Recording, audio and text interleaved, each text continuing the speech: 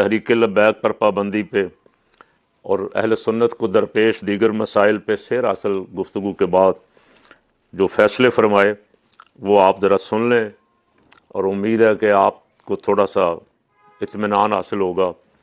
اس میں جن حضرات نے محنت فرمائی، خاص کر کے میں صاحبزادہ محمد امین قادری صاحب کو مبارکباد اور ان کے چاروں ساتھیوں کو جنہوں نے اس کا انعقاد کیا، دل کی گہرائیوں سے مبارکباد پیش کرتا ہوں۔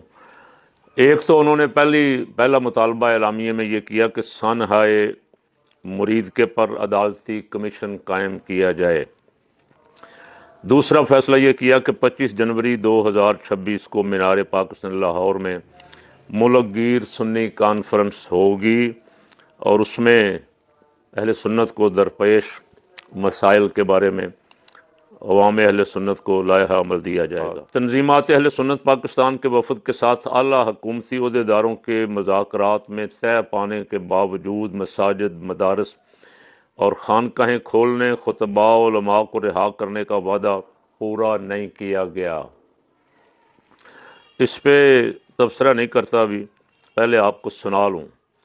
بلکہ مزید مساجد و مدارس کو بند کیا جا رہا ہے اور علماء کرام کو گرفتار کیا جا رہا ہے۔ اس لیے ہم دوبارہ مطالبہ کرتے ہیں کہ اہل سنت کی مساجد و مدارس کو فوری طور پر کھول کر مقامی کمیٹیوں کے سپرد کیا جائے اور بے گناہ کارکنان اور مساجد کے خادمین کو فوری طور پر رہا کیا جائے۔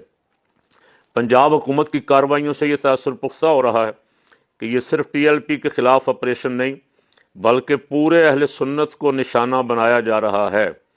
اگر اس تاثر کو عملی اقدامات کے ذریعے ختم نہ کیا گیا تو ملک بھر سے سخت رد عمل آئے گا۔